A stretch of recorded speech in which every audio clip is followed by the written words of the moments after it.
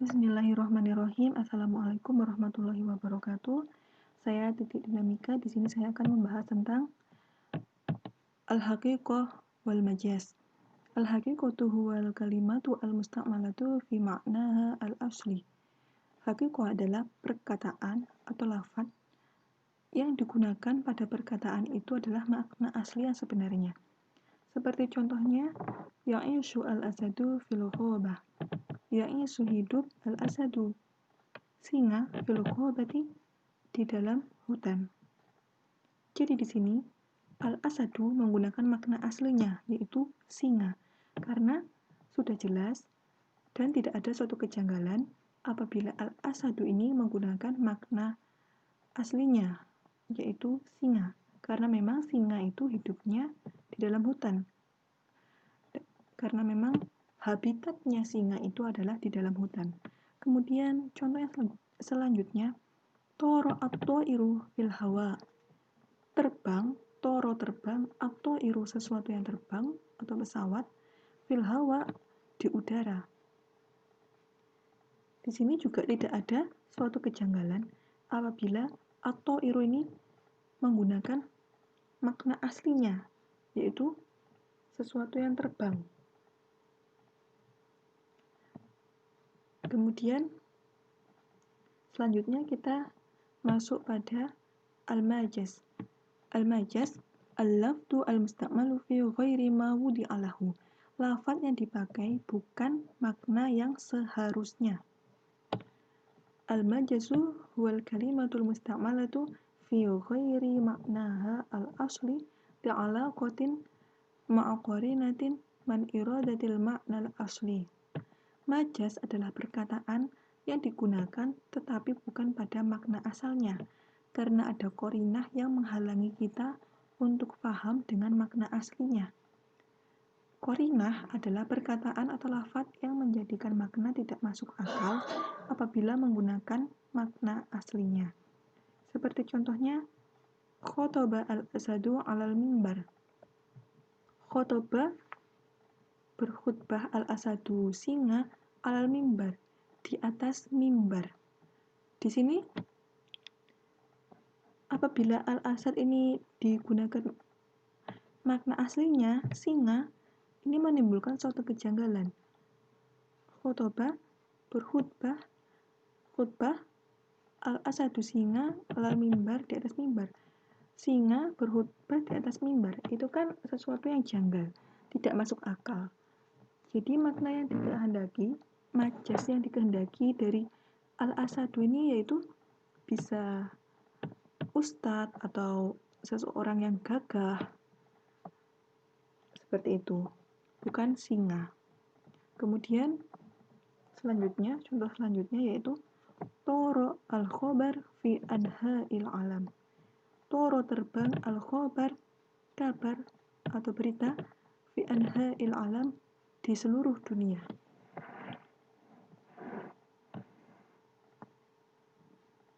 Di sini al-khobar tidak mungkin terbang. Jadi majaz yang diinginkan, yang dikehendaki dari toro ini adalah intasyaro, yaitu tersebar atau menyebar. Karena al-khobar itu tidak mungkin terbang, tetapi dia tersebar atau menyebar. Nah, yang dimaksud dengan qarinah tadi pada contoh yang di sini, khutbah dan alal mimbar, ini merupakan qarinahnya. Al-asad ini tidak bisa menggunakan makna hakikinya karena ada qarinah yang menjadikan tidak masuk akal apabila menggunakan makna hakikinya. Apabila al-asad ini menggunakan makna hakikinya.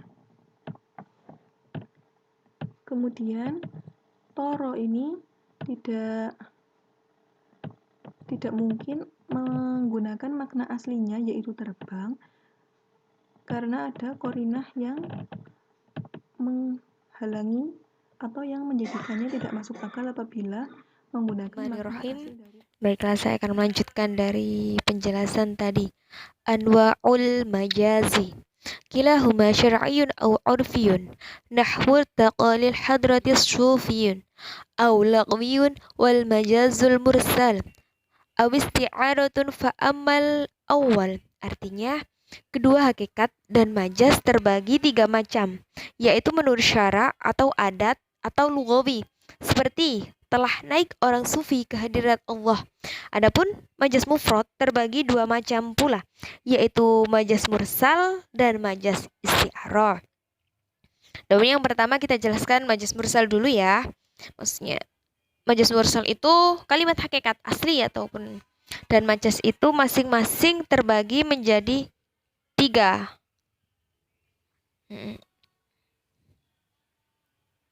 Hakikatnya juga 3.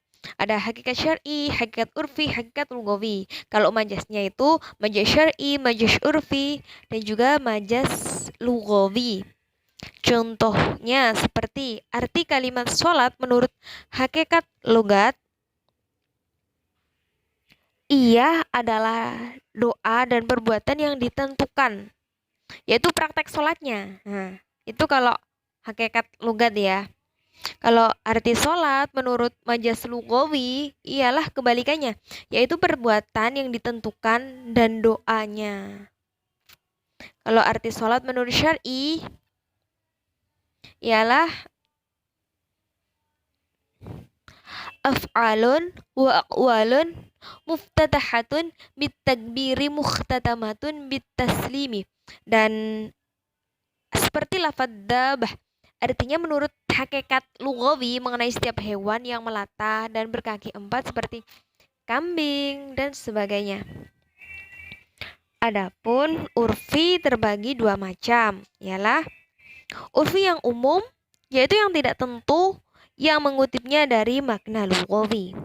Yang kedua, urfiyah khos, yaitu tertentu, yang mengutipnya adalah dari arti yang dikutipnya aja. Seperti lafadz fi'il yang dikutip oleh ahli nahwu dari pekerjaan. Menurut arti logat kepada arti kalimat tertentu, yang berarti lafadz yang menunjukkan pekerjaan dan disertai zaman. Oke. Seperti lafadz irtaqa tersebut artinya menurut hakikat naik kepada sesuatu yang nyata, seperti naik pohon. Artinya menurut majaz yang dimaksud di sini ialah naik dalam makom suluk. Paham kan ya, maksudnya makom suluk hadirat Allah yang gaib. Dan kalimat majaz itu terbagi majaz mursal dan isti'arah. Terima kasih. Bismillahirrahmanirrahim. Selanjutnya saya akan menerangkan mengenai al-isti'arah. Ta'rifuha wal isti'aratu majazun alaqatun tasyabuh. Isti'arah adalah majaz yang alaqahnya serupa. Contohnya yaitu asadun yang biasa digunakan untuk menyerupakan orang laki-laki yang gagah dan pemberani. Kemudian di dalam bab al-isti'arah ini terdapat arkanul isti'arah atau rukun-rukun isti'arah. Yang pertama yaitu musta'arlah, yang kedua musta'ar minhu, dan yang ketiga musta'ar atau al-lafdu al-mangkul, yakni lafadz yang dinukil. Berikut contohnya. Nah, baik teman-teman, di sini saya mempunyai ra'aitu bahron fisuqi. Jadi artinya yaitu ra'aitu saya telah melihat bahron ing laut fisuqi ing dalam pasar, atau saya telah melihat laut di dalam pasar. Nah, bahron ini kan artinya laut, masa iya laut terdapat di dalam pasar? Kan tidak mungkin. Nah, bahron ini mempunyai arti rojulun karimun, tapi tidak disebutkan. Bahron ini merupakan musyabbah bih atau alat yang digunakan untuk menyerupakan. Menyerupakan siapa? Menyerupakan musyabahnya, yaitu rajulun karimun. Namun di sini musyabahnya tidak disebutkan. Nah, disitulah yang dimaksud dengan isti'arah.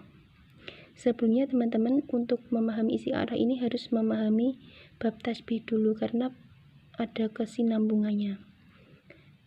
Kalau tasbih kan itu musyabah sama musyabah bihnya disebutkan.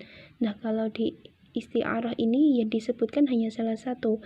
Kalau tidak menyebutkan musyabah bihnya, alat yang digunakan untuk menyerupakan, kalau tidak begitu ya hanya disebutkan musyabahnya atau yang diserupakan. Kebetulan yang di sini itu yang disebutkan adalah musyabah bihnya atau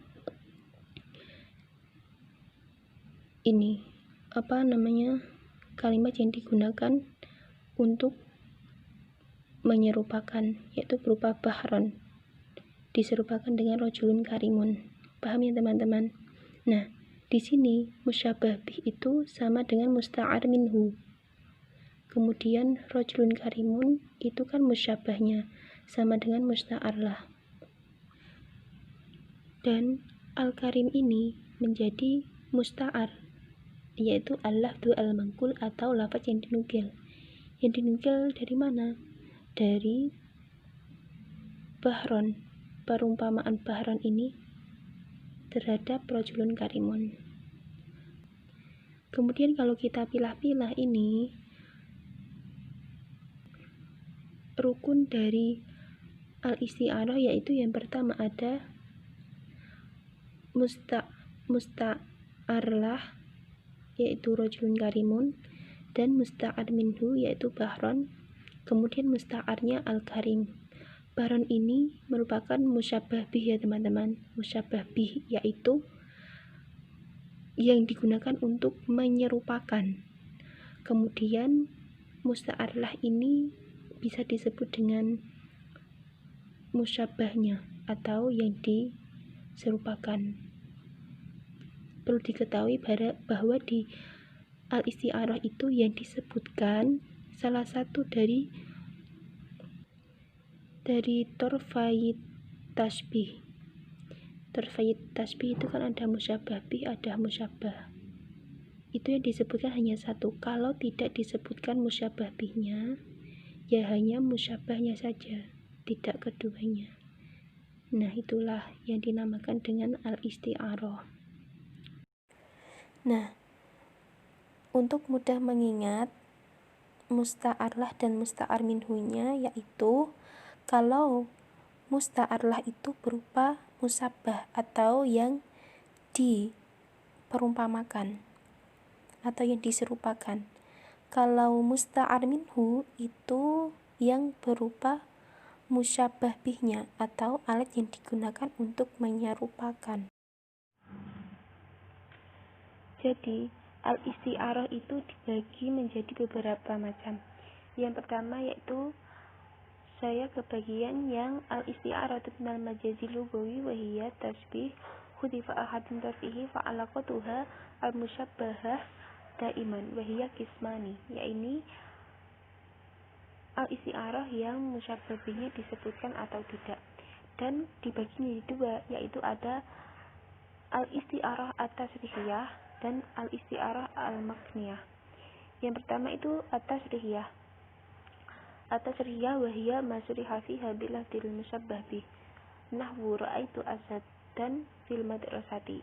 Tasrihiyah yaitu al-isti'arah yang musyabah bihnya disebutkan. Berikut penjelasannya. Mungkin ini penjelasan mengenai contohnya sama seperti sebelum saya menerangkan macam-macam al-isti'arah. Ini saya menjelaskan lagi biar kalian bisa membedakan antara al-isti'arah tasrihiyah dan makniyah. Jadi al-isti'arah at-tasrihiyah yaitu sesuatu yang dibuang musyabahnya, dan lafaz musyabah tadi dijelaskan dengan musyabah bih. Asadan. Ini sebelumnya ra'aitu asadan fil madrasati. Saya telah melihat macan di sekolahan. Apa benar macan ada di sekolahan? Kan tidak mungkin. Di sekolahan adanya guru, murid, staf-staf sekolahan. Jadi asadan ini musyabbah bihnya. Nah, jadi asadan ini merupakan musyabbah bih. Kemudian yang dimaksud asadan itu apa sih? Jadi asadan itu perumpamaan untuk merumpamakan rojulun sujaun, yaitu laki-laki yang pemberani. Kan sama-sama alaqahnya. Asadun itu merupakan hewan yang pemberani, dan sehingga untuk menyerumpamakan laki-laki pemberani itu menggunakan lafaz ini disebut dengan musyabbah bih, atau alat yang digunakan untuk menyerupakan. Kemudian rojulun sujaun ini merupakan musyabbahnya atau musta'ar lah. Kemudian musta'arnya as-suja'. Nah, jadi di tasrihiyah itu yang disebutkan adalah musyabbah bihnya, dan musyabbahnya tidak disebutkan. Itu tasrihiyah. Al-isti'arah yang kedua yaitu ada al-makniyah, wahiyya ma khutifa fiha al-musyabbah bih wa rumiza lahu bi syai'in min lawazimihi nahwu gharada asy-syairu bi qasidah. Makniyah yaitu isti'arah yang membuang musyabbah bihnya kemudian dirumuskan dengan sesuatu yang menjadi keistimewaannya. Berikut contohnya, saya akan menjelaskan. Di sini al-isti'arah al-makniyah yaitu goroda asyairu bi qasidatin. Ya, artinya goroda berkicau, asyairu seorang penyair, bi qasidatin dengan qasidah. Apakah benar seorang penyair itu berkicau? Kan tidak. Namun goroda itu merupakan lawazim dari sifat burung, yaitu berkicau. Sehingga asyairu ini merupakan musyabbah. Ya, musyabbah bihnya tidak terlihat. Musyabbah bihnya siapa? Ya, ta'ir, tuyurun, burung. Sehingga muncullah kalimat goroda asyairu katuyur bi qasidatin. Seorang penyair berkicau seperti burung dengan qasidah. Itu menandakan bahwa seorang penyair itu memiliki suara yang bagus seperti burung. Dia bernyanyi dengan lagu qasidah, begitu. Tapi di sini at-tuyur itu tidak disebutkan. At-tuyur kan merupakan musyabbah bihnya. Dan yang di sini yang disebutkan musyabbahnya yaitu asyairu. Dan di sinilah yang disebut dengan al-isti'arah al-makniyah, yang disebutkan musyabbah bih. Yang disebutkan musyabbahnya, bukan musyabbah bihnya. Seperti itu. Paham ya teman-teman?